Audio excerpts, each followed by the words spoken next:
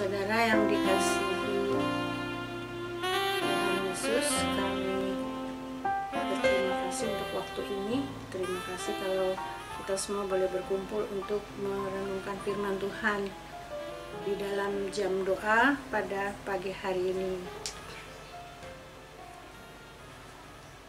Judul dari renungan pada pagi hari ini ialah Tuhanlah penunjuk jalan dan kebenaran.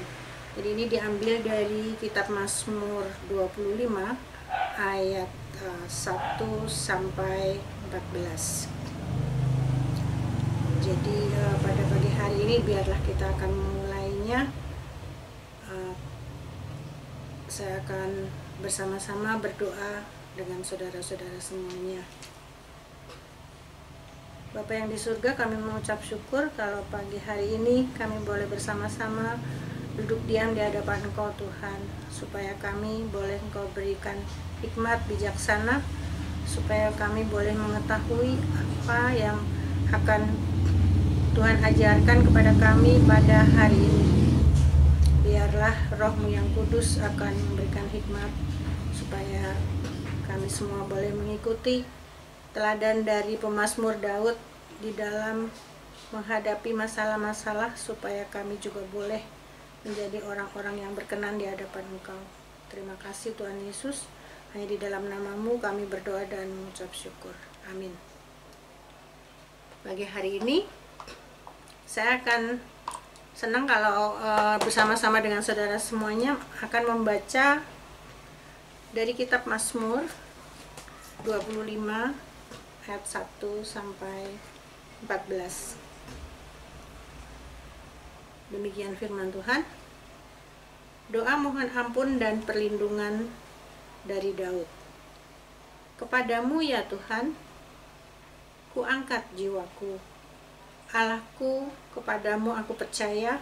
Janganlah kiranya aku mendapat malu. Janganlah musuh-musuhku beria-ria atas aku. Ya, semua orang yang menantikan Engkau takkan mendapat malu. Yang mendapat malu ialah mereka yang berbuat khianat dengan tidak ada alasannya. Beritahukanlah jalan-jalan-Mu kepadaku ya Tuhan, tunjukkanlah itu kepadaku. Bawalah aku berjalan dalam kebenaran-Mu dan ajarlah aku, sebab Engkaulah Allah yang menyelamatkan aku. Engkau ku nanti-nantikan sepanjang hari. Ingatlah segala rahmat-Mu dan kasih setia-Mu ya Tuhan, sebab semuanya itu sudah ada sejak purbakala. Dosa-dosaku pada waktu muda dan pelanggaran-pelanggaranku janganlah Kau ingat, tetapi ingatlah kepadaku sesuai dengan kasih setia-Mu, oleh karena kebaikan-Mu ya Tuhan. Ayat 8, Tuhan itu baik dan benar, sebab itu Ia menunjukkan jalan kepada orang yang sesat. Ia membimbing orang-orang yang rendah hati menurut hukum, dan Ia mengajarkan jalannya kepada orang-orang yang rendah hati. Segala jalan Tuhan adalah kasih setia dan kebenaran bagi orang yang berpegang pada perjanjiannya dan peringatan-peringatannya. Oleh karena nama-Mu ya Tuhan, ampunilah kesalahanku, sebab besar kesalahan itu. Siapakah orang yang takut akan Tuhan? Kepadanya Tuhan menunjukkan jalan yang harus dipilihnya. Orang itu sendiri akan menetap dalam kebahagiaan, dan anak cucunya akan mewarisi bumi. Tuhan bergaul karib dengan orang yang takut akan Dia dan perjanjiannya, dan diberitahukannya kepada mereka. Demikian firman Tuhan yang telah kita sama-sama baca dari Mazmur 25 ayat 1 sampai 14.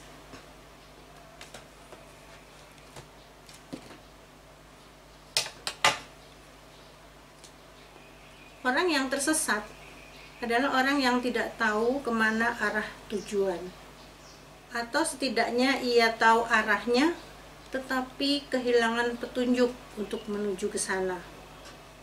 Ada beberapa tindakan yang harus diambil oleh orang yang sedang tersesat. Bisa bertanya kepada orang yang tahu arahnya, atau mencari petunjuk yang benar, atau berbalik menuju titik awal perjalanan agar tidak semakin jauh tersesat. Saya akan menyampaikan sebuah kesaksian sedikit karena saya juga pernah kehilangan arah atau kesasar. Beberapa waktu yang lalu saya naik angkot menuju ke gereja. Waktu itu sore-sore mau latihan paduan suara Greba Pinde itu. Nah, kemudian di Jalan Nusantara waktu itu masih sedang hujan rintik-rintik dan macet. Ketika saat macet itulah saya agak bosen gitu menunggu, kok ini nggak jalan-jalan angkotnya. Kemudian pikiran saya tidak fokus lagi memperhatikan jalan, cuma diam aja nunggu kapan ini angkot jalan lagi. Kemudian tiba-tiba angkot itu berjalan lagi dan berbelok ke kiri. Wah, saya kaget sekali dan berpikir ini saya akan dibawa kemana gitu. Sepertinya saya nggak mengenali jalan ini. Jangan-jangan saya dibawa ke arah stasiun Depok Baru. Sementara saya kan mau menuju ke arah ke Jalan Margonda. Kemudian saya bilang sama tukang angkotnya tadi, saya minta turun. Setelah turun, saya nyebrang dan bertanya kepada pedagang gorengan yang ada di pinggir jalan itu. Sambil curiga, kok ini jalan semakin lama semakin gelap dan kecil, kemudian ada belokan. Terus saya nanya, Pak, ini menuju ke stasiun ya jalannya? Penjual tadi bilang, oh bukan Bu, ini menuju ke Jembatan Serong. Nah, saya disitulah merasakan bahwa wah, saya tidak fokus lagi, saya tidak mengenali lagi jalan ini. Dan kemudian ditanya sama bapak penjual tadi, Ibu mau kemana? Saya mau ke arah Margonda. Oh ya udah, balik lagi aja ke Dewi Sartika. Nanti di sanalah Ibu akan menuju ke Margonda.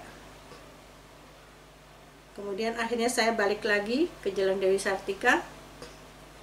Dan mulai dari situ saya sudah tidak melamun lagi. Saya fokus melihat tanda-tanda bahwa jalan yang saya jalanin itu sudah benar. Gak berapa lama saya melihat tulisan yang sangat besar di sebelah kanan jalan, yaitu tulisannya adalah Transmart. Wah, berarti benar, saya berada di jalan yang benar. Dan kemudian singkat cerita saya sampai di gereja dengan selamat. Demikianlah kisah saya pernah kesasar karena saya tidak fokus ataupun tidak memperhatikan tanda-tanda yang ada di jalan yang harus saya lalui. Nah, melalui Mazmur 25 tadi, kita akan belajar bagaimana sikap pemazmur Daud ketika dia mengalami kepedihan hati, menyesali dosa-dosanya, kemudian di tengah penghinaan, di tengah pertengkaran ataupun pemberontakan dari Absalom anaknya yang akan mengkudeta dia sebagai raja. Jadi yang pertama itu Daud mencari Tuhan dengan segenap jiwa. Jadi disinilah hal yang harus kita lakukan ketika suatu saat kita tidak tahu lagi arah kemana kita akan melangkah dalam kebingungan kita. Inilah kalimat pertama Raja Daud yang tertulis dalam Mazmur 25.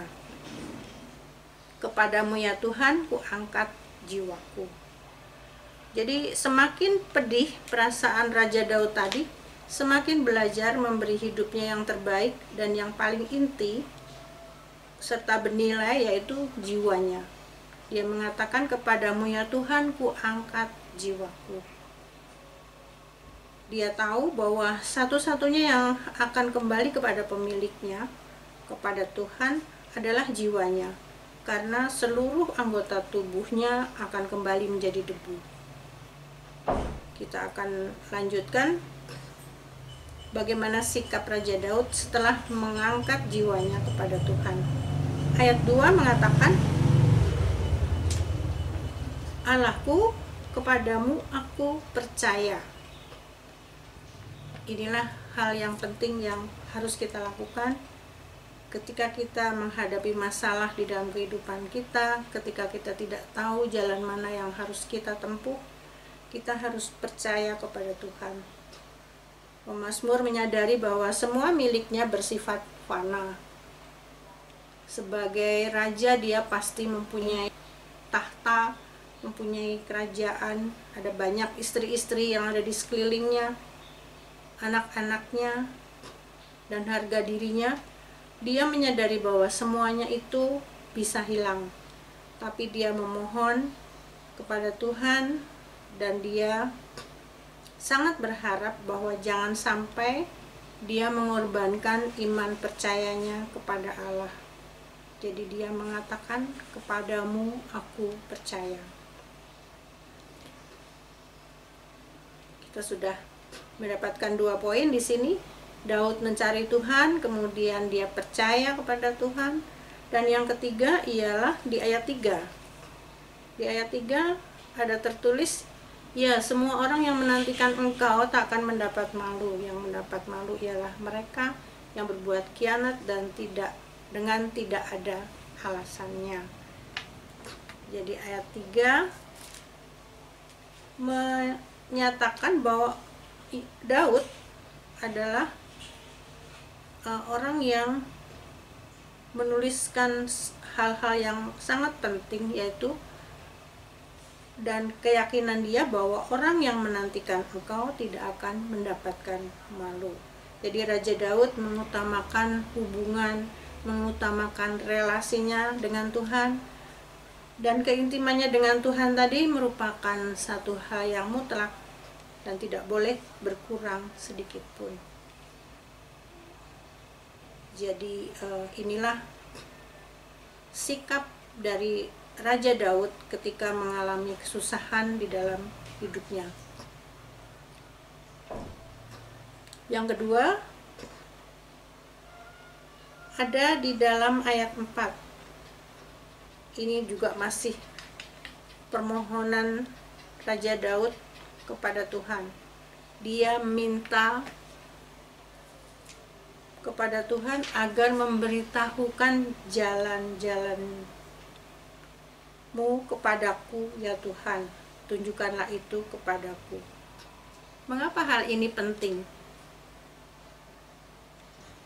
Menurut saya, Daud itu bersedia belajar dari kegagalannya, belajar dari persoalan-persoalan yang telah lalu, belajar dari dosa-dosanya yang telah dia lakukan, dan dia menyampaikan itu hanya kepada Tuhan.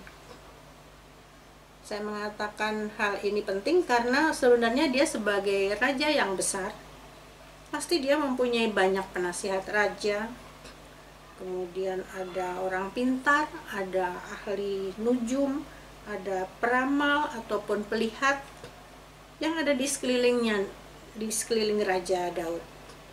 Bahkan mungkin dia bisa minta tolong sama sahabat-sahabatnya para raja supaya mendukung dia untuk bisa melawan Absalom anaknya, karena pada saat itu ada perselisihan dengan Absalom anaknya yang dikasihinya. Ia tetap memilih untuk mau belajar kepada Tuhan yang dia percaya sebagai penunjuk jalan. Inilah iman yang paling indah, inilah iman yang sungguh boleh kita teladani. Bahkan dijelaskan lagi di ayat 5 dan 6 bahwa dia meminta petunjuk untuk membawa dia berjalan dalam kebenaran Tuhan. Jadi sebenarnya kita juga belajar di bagian yang selanjutnya, ketika kita tadi sudah mengetahui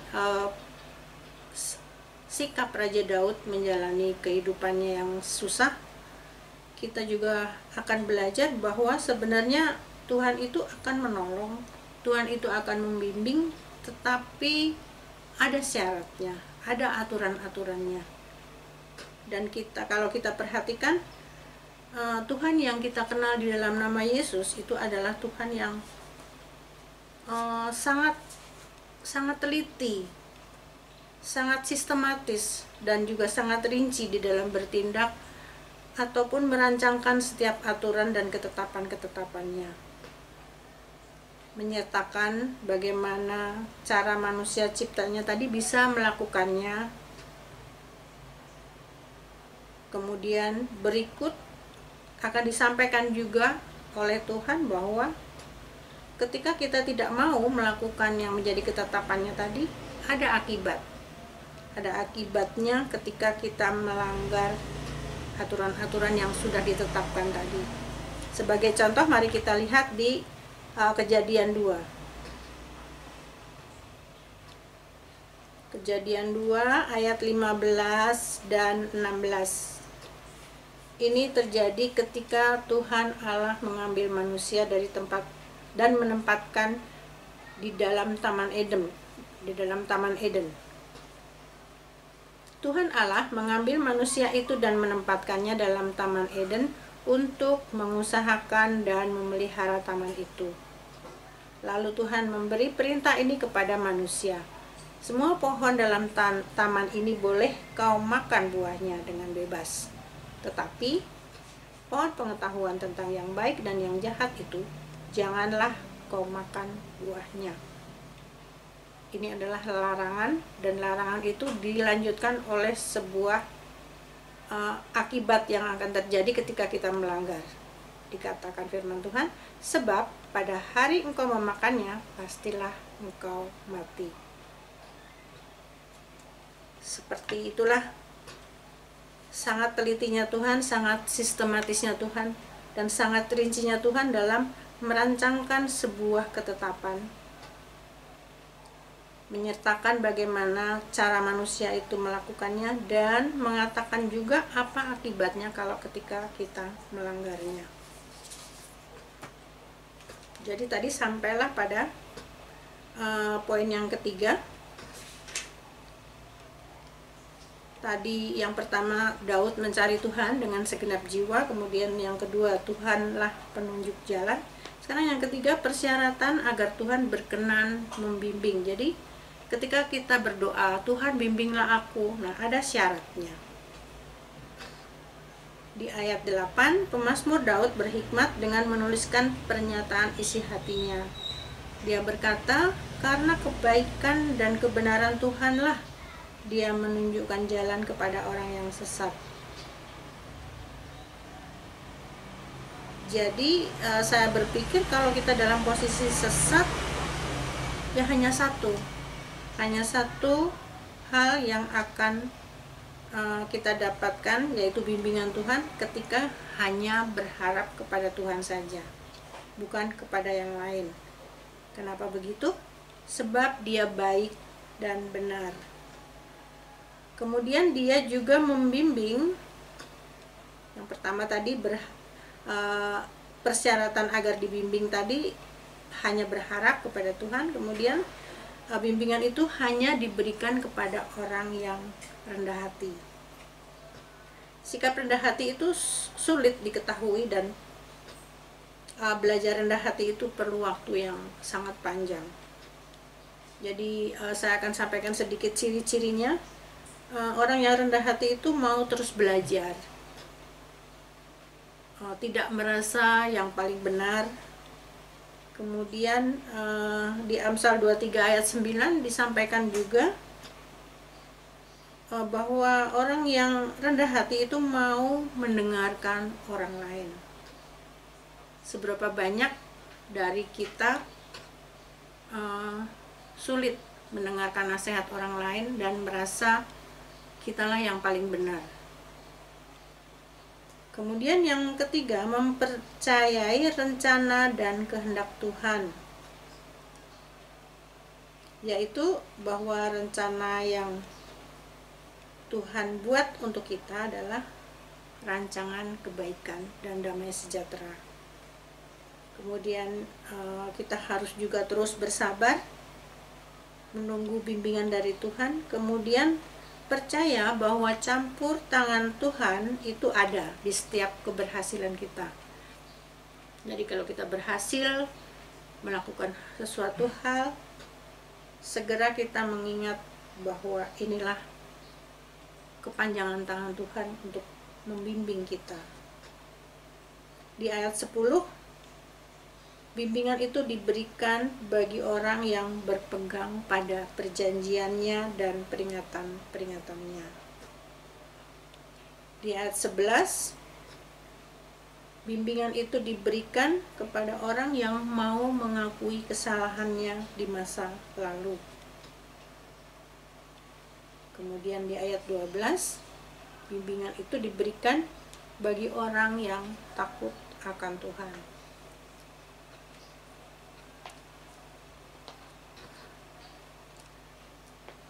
Sebagai penutup, di sini ada bonus, ada hadiah dari Tuhan bagi orang-orang yang bersedia seperti Daud yang kehilangan arah. Dia sudah bersikap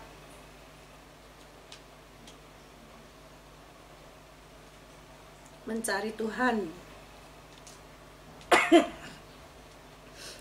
dengan segenap jiwa, kemudian memilih Tuhan sebagai penuntun jalan kebenaran, kemudian bersikap rendah hati dan melakukan ketetapan Tuhan.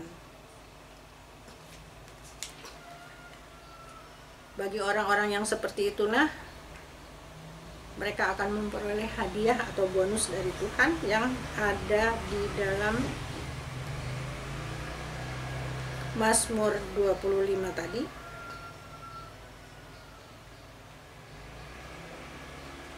Ditulis pada ayat yang ke-13 dan 14. Inilah hadiah yang sangat indah, hadiah yang sangat menyenangkan hati kita. Orang itu sendiri akan menetap dalam kebahagiaan dan anak cucunya akan mewarisi bumi. Tuhan bergaul karib dengan orang yang takut akan Dia dan perjanjiannya diberitahukannya kepada mereka.